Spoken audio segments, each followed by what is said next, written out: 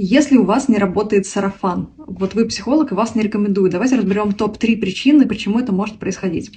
Первая причина, она больше характерна для начинающих психологов. У вас просто маленький поток клиентов.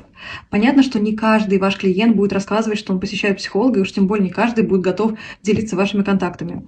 Это нормальная история, и здесь вопрос в том, чтобы увеличивать свою клиентскую базу.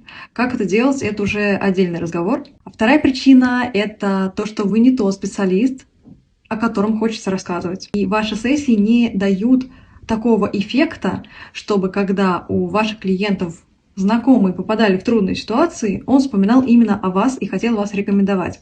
И это уже вопрос ваших скиллов, вопрос ваших навыков и компетенций. И здесь нужно дополнительно обучаться, может изучать какие-то дополнительные инструменты работы.